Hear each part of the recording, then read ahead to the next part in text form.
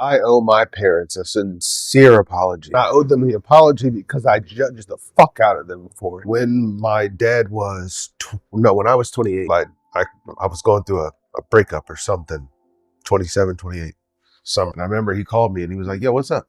And I told him, and he was like, hey, he was like, honestly, man, that's what I went through with your mom.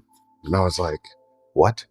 He said he was trying to explain to me that he had gone through something similar with my mom. The hard times, that is. What ended up coming out of that was, that's a little annoyingly loud. What ended up coming out of the conversation was a profound amount of respect for my dad, as well as to understand him, his suffering, and what he was going through. This was kind of cool for me to experience because it allowed me to relieve some burden within myself about myself and how I judge myself. Loving him helps me love myself, and then makes life more tolerable.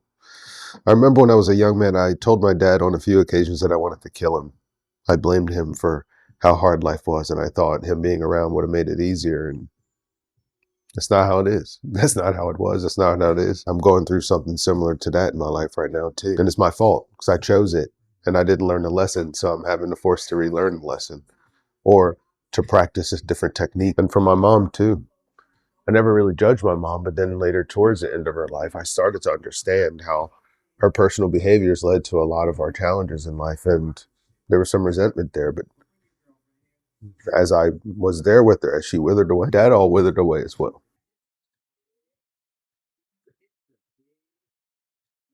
When I talk to the young people today, I usually tell them that the most important thing that they can do is forgive their parents and honor them and love them if they didn't do anything really wrong to them, if they stayed in their life and if they supported them.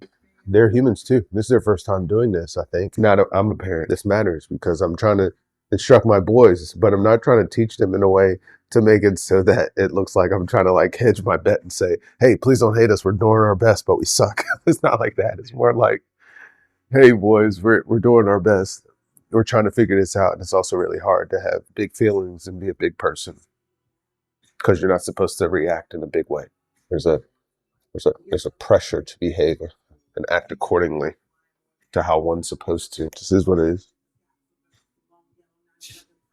I like spending my time in this box because I guess it's safe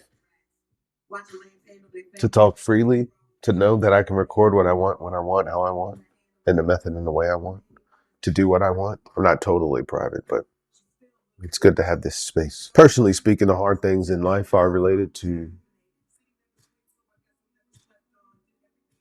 missing my children, not having support or love or affection. It's also the amount of pressure that I put on myself to perform and to do what I do. And it's the state of the world. It's absolutely the state of the world. It's the division and the emotions of it, the injustice of it. All of it feels intense. I'm getting older. My hair's not growing back as fast. I've got a gray hair too. Why is life so difficult? Why do we make it like this? It's as if we're addicted to the drama. I think I am too. I'm not judging. I'm saying that's just like me. It's just like you. How do we stop that though? I'm hungry. It's cold outside. I've got the sniffles. It's just camera was a little sharper. What am I doing wrong? Do I have to zoom in that much to then all my red eyes and